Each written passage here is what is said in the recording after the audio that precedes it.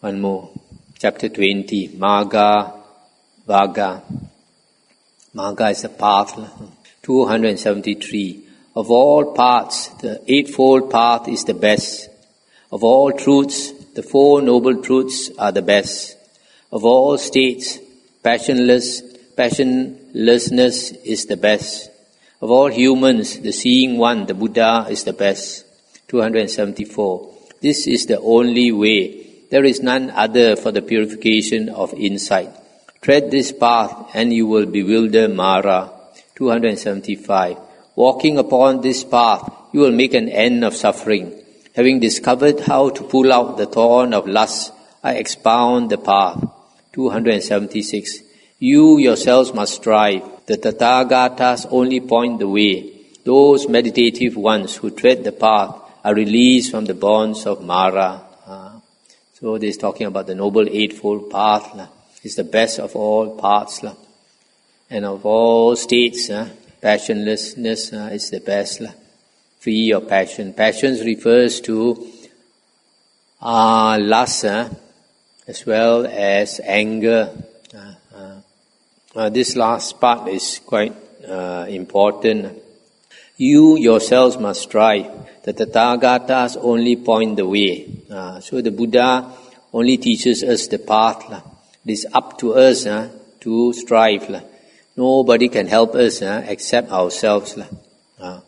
And the Dhamma. That's why there's one important saying of the Buddha. Be a lamb unto yourselves. Be a refuge unto yourselves with no other refuge. Take the Dhamma as your lamb. Take the Dhamma as your refuge with no other refuge. So nobody can help us except ourselves. And nothing can help us except the Dhamma. So we must learn the original Dhamma of the Buddha found in the Nikayas and put effort. Always remember life is short. 277. All volitions are impermanent. When one sees this with wisdom, one turns away from suffering. This is the path to purification.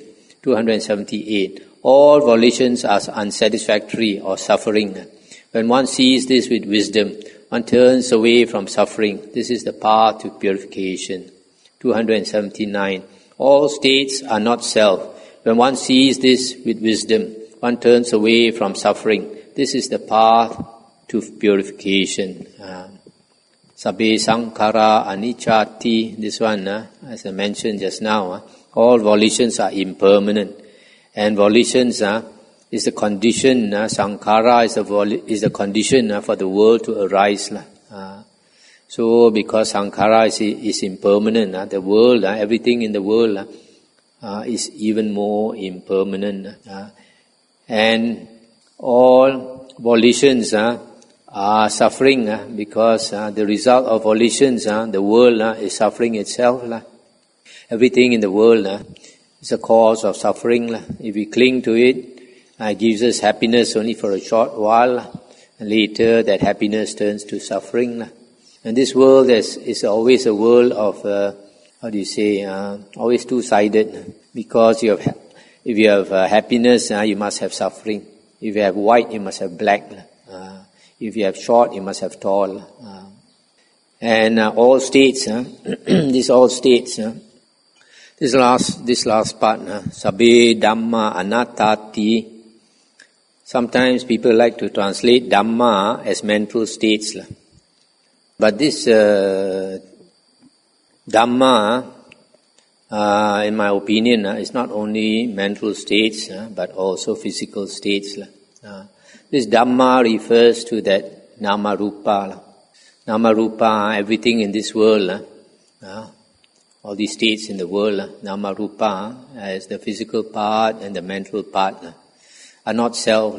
In other words, there's nothing in the world that is atta. Atta means something, this self means something that is permanent, that will never change, that has a call. But everything in the world, there is no call. Everything is changing. Everything is in a state of flux. We think this body is so real.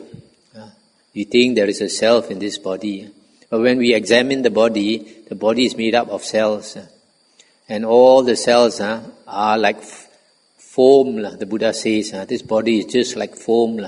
When you see a lump of foam, consists of bubbles, and these bubbles arise and burst, arise and burst. Just like when you wash your clothes, you put a lot of fab, and you start to shake your clothes, you see a lot of foam form. And you can see this foam, there's no core in that foam. There's no essence, there's no something solid that is unchanging.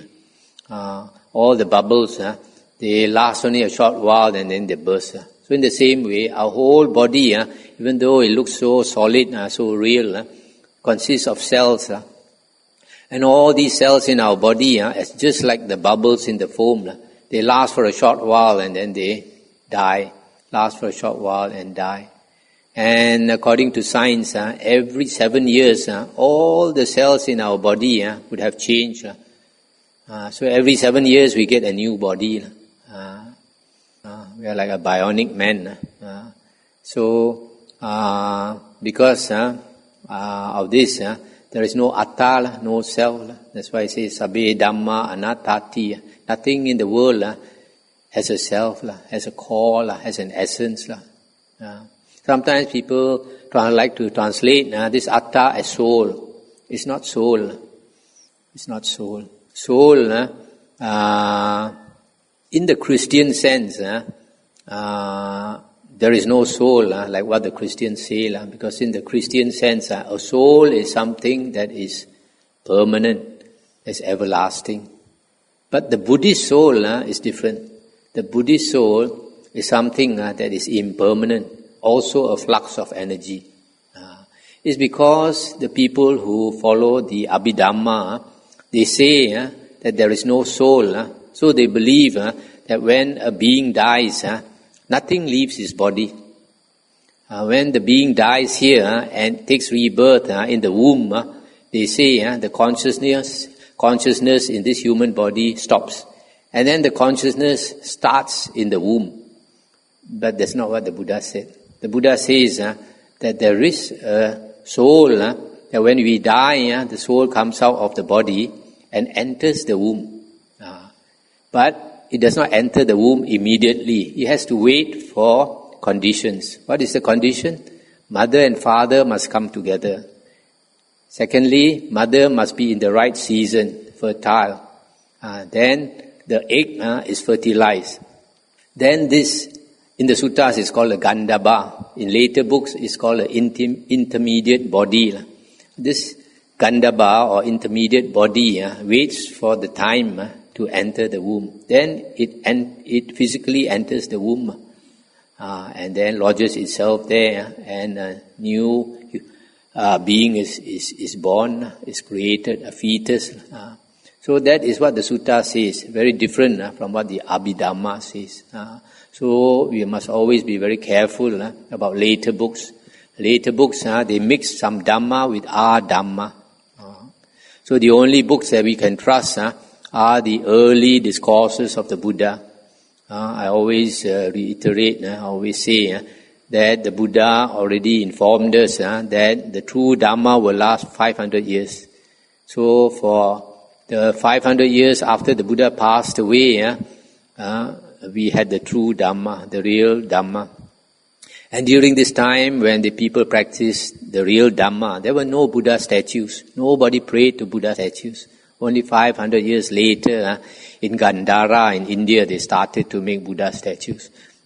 So during this period of 500 years after the Buddha passed away, during Emperor Asoka's time, he made these stone pillars, and he got the workers to carve on these stone pillars the discourses of the Buddha. And now they dig up these stone pillars. We know that the original suttas during the Emperor Asoka's time consists of 5 Nikayas. No Abhidhamma, no commentaries, no Mahayana books. Only the 5 Nikayas, the 5 Pali Nikayas as we have them now. That is original Buddhism. So don't trust other books, only these 5 Nikayas. But even then, the Khuddaka Nikaya has a lot of additions, so you have to differentiate also. 200 and, okay, so now, just now, So when one understands that all volitions are impermanent, then we understand the world is impermanent, Dhammas are impermanent, and all volitions are suffering because the result of volitions is the world which is suffering. And all states, mentality and materiality, everything in the world has no core, no atta, no self. 280. The idler who does not exert himself when he should, who though young and strong is full of sloth or laziness, with a mind full of vain thoughts, such an indolent man does not find the path to wisdom. A lot of people, when we are young, we think we have a lot of time. We don't expect death to come. But for some people, death comes very fast. Just 2 days ago, somebody was telling me, somebody here was telling me that the colleague, 31 years old, just gave birth to a baby, suddenly found she has got cancer all over the body. Who would expect a young girl, 31 years old, and get cancer? So serious cancer. 281. Watchful of speech, well controlled in mind, one should not commit evil with the body. Let one purify these 3 causes of action and win the path made known by the great sage. So we should be controlled in body, speech and mind. And don't be lazy, as the previous verse says. Don't think that we have time because we have cancer, we don't know when we are going to die. 282. Wisdom springs from meditation. Without meditation, wisdom wanes. Having known these 2 paths of progress and decline, one should so conduct oneself that wisdom increases. So if we want to have a clear mind, we must meditate according to the Buddha's method. What is the Buddha's method of meditation? In the Majjhima Nikaya, Venerable Ananda was asked, what type of meditation is praised by the Buddha? And what did he say? He didn't say vipassana meditation. He said the first jhana, the second jhana, the third jhana, the fourth jhana. The 4 jhanas, only the 4 jhanas is the Buddha's meditation. If you practice any meditation and it does not lead to the 4 jhanas, that is not the Buddha's meditation. This is very clear from the Majjhima Nikaya. So why is it that meditation leads you to wisdom? Because the Buddha's meditation is the jhanas. And the jhanas means when you attain even the first jhana, the 5 hindrances are eliminated. And it's not eliminated only in the jhana. Even outside of the jhana is eliminated. We saw this from the Digha Nikaya. All the similes given when a person attains the abandonment of the hindrances. It was described like a person freed from the prison, like a man in debt, freed from his debt, and all that. So the abandonment of the defilements is permanent. But even though it's permanent, abandonment of the defilements, the 5 hindrances, not defilements, the 5 hindrances, it does not mean they are totally eliminated. That means not even a little bit of it. They are called hindrances when they are strong and obsess our mind. And they obsess our mind, sensual desire, ill will or anger, sloth and torpor, restlessness and worry and doubt. These 5 things, when they are strong, they are called hindrances. When we attain the jhanas, they are reduced to a very low extent. When they are reduced to a low extent, they don't hinder us anymore, so they are not called hindrances. They are only totally eliminated by the Arahant, because the Arahant has pulled out the roots of the 5 hindrances, so they are totally eliminated. For other people, they are not totally eliminated. They are just cut down to such a low extent that they are no more called hindrances. That's why if you meditate the Buddha's way, the samatha meditation, and then your hindrances are reduced, then you can see and know things as they really are. Yatta Buddha Jnana Dasana, the Buddha says, knowing and seeing things as they really are. There's only one condition, and that one condition is the samadhi, attainment of samadhi, where the 5 hindrances are eliminated. 283. Cut down the forest, but not the tree. From the forest springs fear. Having cut down the forest and the underbrush, be passionless, O monks. What do you mean by cut down the forest but not the trees? It's just like if a person is bitten by a snake, and you want to remove the poison, because the poison will kill that man if the poison is not removed. Even you have to cut off your arm, you cut off your arm to save the life, but you don't kill the man. As they say, don't throw away the bath water with the baby in it. So when we cut the forest of our defilements, we don't kill the self. There was one case. It might sound a bit coarse, but I'll quote to you from the Vinaya books. There was one monk. He was troubled very much by lust. So much troubled by lust that he couldn't stand it. What did he do? He cut off his sexual organ. So when the Buddha heard of it, the Buddha said, that foolish man, he cut off one thing when he should have cut off another thing. So here this cut down the forest, but not the tree. 284. For so long as the underbrush of desire, even the most subtle of a man towards a woman, is not cut down, his mind is in bondage, like the suckling calf to its mother. This desire, this lust, is extremely hard to cut. So especially for the opposite sex. That's why samatha meditation is so important. When we practice samatha meditation, then we attain one-pointedness of mind, and then the sensual desire is no more a hindrance. It is cut down to such a low extent that you are not troubled by it. 285. Cut off your affection as one plucks with the hand an autumn lotus. Cultivate only the path to peace, to nibbana, as made known by the Exalted One. This affection is a source of suffering, but to cut it off, it's difficult unless you understand the urgency. If you understand the urgency, that you don't cut off your affection, your attachments, when death comes to you very soon, you will have a lot of suffering. All those things that you attach to turns the opposite, becomes your enemy, becomes your very obstacle to happiness. 286. Here shall I live during the rains, here in winter and summer. Thus thinks the fool. He does not realize the danger. Earlier we read one verse where the sleeping village is swept away by the flood.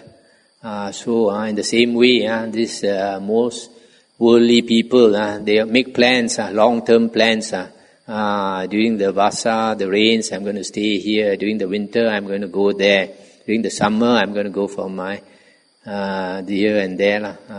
So he does not realize that death is just very close by. Any time will touch him on the shoulder. 287. As a great flood carries away a sleeping village, just so death seizes and carries away a man with a grasping mind, doting on his children and cattle. 288. For one who is assailed by the destroyer, there is no protection by kinsmen. None there are to save him. No sons, nor father, nor relatives. 289. Realizing this fact, that the wise man, restrained by morality, hasten to clear the path leading to nibbana. So here we see again the great flood carries away a sleeping village. So a person is attached to the children and the property, death will carry away. And 288, this destroyer is death. When death comes, nobody can save you. No relative can save you. So if you understand this, quickly practice the path of letting go. Okay, we shall end here for tonight. Anything to discuss? You can see from the verses how this Dhammapada is so popular. There's so many beautiful words of wisdom in it. Recently many people talking about half the cushion. So can share the distinction between the two, and then about half the cushion is one lifetime or could be instant recently happened. This path and fruition, start with the first. To attain the first path is synonymous as attaining right view. The Buddha says in the suttas that all Aryans have right view, meaning Aryan right view, not worldly right view. Aryan right view means understanding the Dhamma, basically the Four Noble Truths. And as I mentioned before, to attain this right view, there are two conditions. One is the voice of another teaching you the Dhamma, and secondly, you pay proper attention. From this you can see right view can only be attained by listening to the Dhamma. It is not attained by meditation. Meditation cannot bring you to right view, which means meditation cannot bring you to the first path. And the sutta says in the Samyutta Nikaya, I think 25.1, the sutta says after you have attained the first path from understanding the Dhamma, then it takes some time for that wisdom to ripen, so to speak. It takes time for that wisdom to ripen. And then the latest, the wisdom will ripen at the moment of death. So between the time a person attains the first path and his death, maybe a few years later or many years later, during that period, you will ripen into fruit, sotapanna. And when it ripens into fruit, the three fetters fall away. What are these three fetters? One is identity view, Sakaya Ditti. That means when the identity view falls away, then he does not identify the self with the body and the mind, the five aggregates. An ordinary worldling, he always thinks that the body and the mind is I, is mine, is myself. But this person who has attained the sotapanna, the first fruition, he understands that this body and the mind is impermanent, so it cannot be self. Although he still has the self. Only the Arahant has no self. Then the second fetter that falls away is Sila, Bhatta, Paramasa, attachment to Sila or rules, and Vatta. Vatta means religious observance, religious practice, anything to do with religion. And then, so he is no more attached to it. That means even though he practices Sila, he is not too attached to Sila. He doesn't make a show of it. He understands the purpose of Sila. And the Vatta. And then the third one is doubt. Doubt about the Buddha, Dhamma and Sangha. He has no more doubts. So when a person attains this sotapanna, the fruition, these three fetters fall away. So that is how to become a sotapanna, basically by getting right view. And as I mentioned, that is only by listening to the Dhamma. Now to attain the second path, the difference between the first fruition, this sotapanna, and the second fruition, the sakadagamin, the difference is that both have eliminated the three fetters, but the second fruition has decreased this greed, hatred and delusion, or lust, hatred and delusion has reduced. Now to reduce this lust, hatred and delusion, he needs some samadhi. And this samadhi is not perfect samadhi. Perfect samadhi in the Noble Eightfold Path means the 4 jhanas.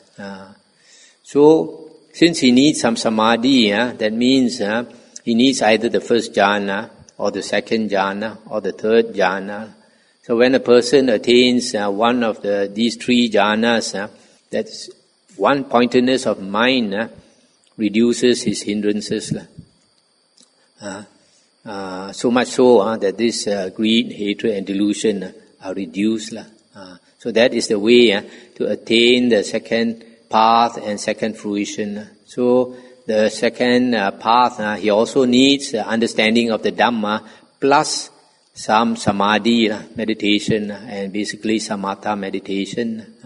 So in the same way, he attains the second path, and then it takes some time for the second path to turn into fruition. And when it turns into fruition, then the greed, hatred and delusion are reduced. So he needs either the first jhana or second jhana or the third jhana. That is for Sakadagamin. Now for the third fruition, Anagamin, a person who has attained Anagamin has eliminated 5 lower factors. That means the 3 earlier factors we mentioned, plus 2 more. And that is, what is the other 2? Sensual desire and ill will, I think. So he has eliminated sensual desire and ill will. And for a person to become an Anagamin, he needs the 4 jhanas. Because the sutta says, an Anagamin, a Sotapanna, and a Sakadagamin, they have perfect Sila, but not perfect Samadhi. Anagamin has perfect Sila and perfect Samadhi. That means Anagamin has the 4 jhanas.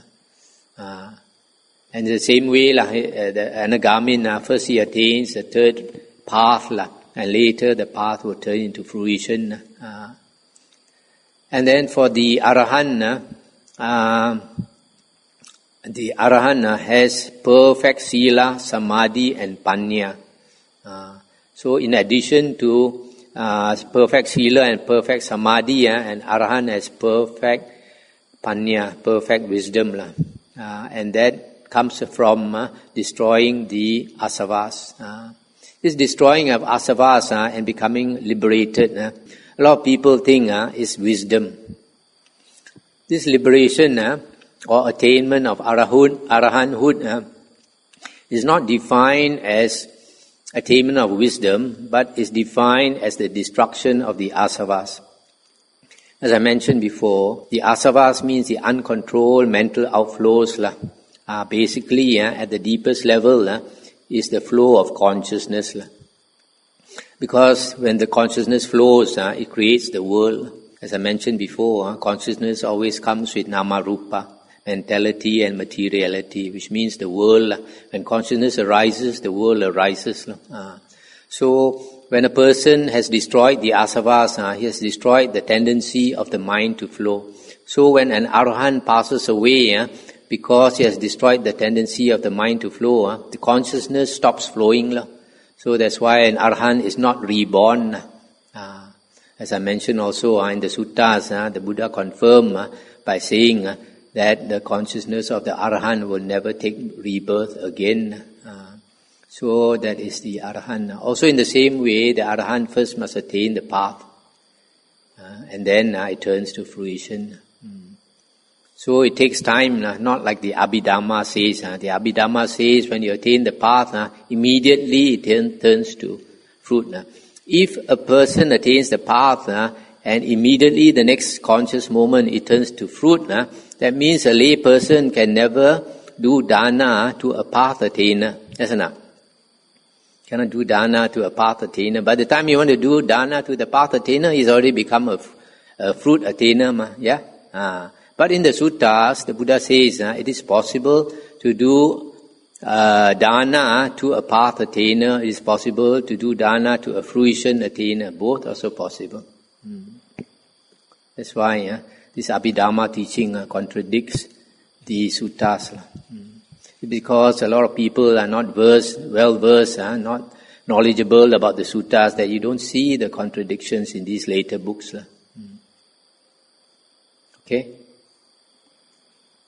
You can ask about any topic not related to this, what we are discussing tonight.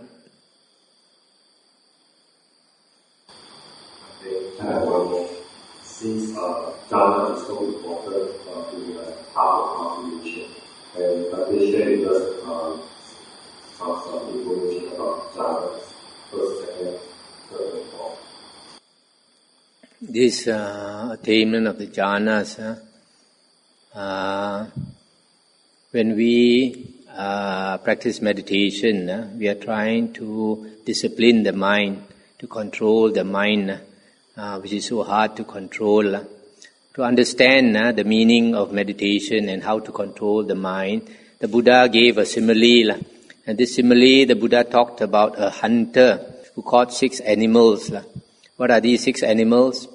A bird, for example, the eagle, and then a monkey, and a snake, and a crocodile, and a hyena, and a dog. So these 6 animals, the hunter tied a rope around the neck of each of these 6 animals. And these 6 ropes, he tied them together into a knot, and he let the animals loose. What happens? The eagle wants to fly up into the air. The monkey wants to climb up the tree. The snake wants to go into the hole to hide. The crocodile wants to go into the river. The hyena wants to go up the hill. And the dog wants to go into town to look for food. So these 6 animals are pulling in 6 different directions. And the Buddha says this is just like the everyday mind. Our everyday mind is being pulled by the 6 sense objects, namely sights. Sights or forms want us to see. Sounds want us to hear. Smells want us to smell. Taste want us to taste. Touch want us to notice, and thoughts also want us to think. So these 6 objects are pulling us, and at any time, whichever is the strongest will pull our attention. Just like these 6 animals, when you let them loose, the strongest one will pull the others, and when it's tired, another will pull, and the others have to follow. And then when that one is tired, another will pull, and they have to follow. So like now you're listening to the Dhamma talk. If suddenly outside there's a car horn suddenly, so loud, your attention is pulled there. Or if suddenly a mosquito bites you, and then you feel the itch or the pain, then your attention goes there. So our attention is always pulled from one object to another. And this is the everyday mind, and this you can also call momentary concentration. Momentary concentration, changing from one object to another, is what we practice every day, every moment. Even a mad person has momentary concentration because he keeps thinking of this and keep thinking of that. Even when you're sleeping, you have momentary concentration. When you're dreaming, you are mindful of your dream. All the time you're mindful of something, one object after another. That is ordinary mind, the momentary concentration. Now the Buddha says, for the hunter to discipline the 6 animals, what must he do? These 6 ropes he must not let loose. The 6 ropes he must tie around a stout post. And then when he ties the 6 ropes to the stout post, the animals, even if they want to fly up or to climb the tree, they can only go round and round the post, round and round until they are tired. And then they will sleep quietly beside the post. So in the same way, the Buddha says, if we want to discipline our mind, we must tie our attention to only one object. The mind is so used to going out to the 6 sense doors that it doesn't like to stay to one object. But that is the only way to discipline the mind. It's like a small boy, he wants to always go outdoor to play. Now you tell him, you've been naughty. Now you stay in the room. You cannot watch TV. You cannot play the computer. You cannot play with your friend. You just stay in your room. The boy won't be happy. So in the same way, when we try to discipline our mind, it's not happy. So when we try to meditate, to put our attention only on one object. And the Buddha says that his method of meditation, mentioned in the Samyutta Nikaya, the Buddha says, before enlightenment, the Tathagata practiced anapanasati. And even after enlightenment, the Tathagata, the Buddha, practiced anapanasati, which is mindfulness of the breath. So when we practice anapanasati, we are mindful of the breath going in to our body, down to our abdomen, and coming up again. So we just pay attention. We pull our attention to the breath, the movement of the breath. And this paying attention to the breath is not like what the Visuddhimagga says, pay attention to the tip of your nose or the top of your lips. No, it's paying attention to the breath body. The Buddha says, the breath body. So we are paying attention to the breath itself. So if you want, you can follow the breath. When you pay attention to the breath, the mind will run off, maybe to your office. You're thinking of your office, or you're thinking of your family, or you're thinking they close the window. So when it goes away, we have to pull it back to our breath. Every time it runs away, we pull it back to the breath. And that is called vitakka. Thought directed to your breath and only your breath. So if it goes, your straying mind tells you, wow, today very hot. That you don't bother, you just pull it back to your breath. Or you feel, my leg is giving me pain, also don't bother, pull it back to your breath. Unless the pain is so extreme that it is a nuisance, your attention is always pulled to your pain. In which case, you shift your leg. Otherwise, you just pay attention to your breath. So you keep paying attention to your breath. So every time it runs away, you pull it back to your breath. That is vitakka. And after you pull it back to your breath, you sustain it on your breath. That is called vichara. Vichara is translated as thought sustained on your breath. That is vichara. So you keep practicing, and it takes 1 or 2 years before you can have some skill to stay with the breath. That's why meditation is very difficult. For some people, even 1 or 2 years also cannot. So you keep practicing, always pulling back to your breath. Pulling back to your breath and staying with your breath. Pulling back with your breath and staying with your breath. So only use these two things, vitakka and vichara. So of course you must sit comfortably and not too hot a place. In a place where you're not disturbed by mosquitoes and insects and all that. So you are able to meditate properly. So if you are able to follow your breath and sustain it on your breath, and then slowly your attention, your mind becomes one-pointed. When it becomes one-pointed, piti and sukha will arise at the same time as ekagata. Ekagata is one-pointedness of mind. So when this delight arises, delight means you are delighted that your mind has calmed down and your mind is one-pointed. Sukha means the bliss. You feel the bliss that you have never experienced before. It's very blissful. So when this bliss arises, you are delighted, and your mind is one-pointed. So these 3 factors, when they arise together, these 5 factors, when they arise together, you attain the first jhana. Nowadays, some meditation teachers talk about the light and all that. If the light was important, the Buddha would have mentioned it as a factor, as a jhana factor. But the Buddha never mentioned light as a jhana factor. Only these 5 things are important. Light is not important. Light, whether light comes or light goes, we don't pay attention. When your mind is one pointed, it's natural that the light will come. But then it's not permanent. It will go away. Whether it comes or it goes away, you don't pay attention. If you pay attention to the light, you are missing your object. You are changing your object. You are not practicing anapanasati. Anapanasati means you are meditating on your breath and only your breath. Only one object. And you don't change that object. That one object represents the pose you tie your attention to. So there is a way you attain the first jhana. So after you attain the first jhana, because it's a difficult state to attain, you can lose it easily. You can lose it easily. Even if you attain it for a short while, and you lose it. Because you don't have the kung fu.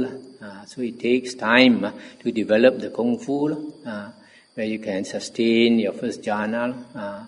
So after you are able to sustain your first jhana, it becomes stronger and stronger. And all these 5 factors also become stronger. So when your piti and sukha are strong enough, then you change your attention from your breath, by which time the breath will become finer and finer and less noticeable. Then you change your attention to piti and sukha. You put all your attention on piti and sukha. When you change your attention to piti and sukha, then you have thrown away the vitakka and vichara. When vitakka and vichara goes away, then you enter the second jhana. So in the same way, you make your mind more and more still. You enter one jhana after another. Okay? Okay, shall we end here?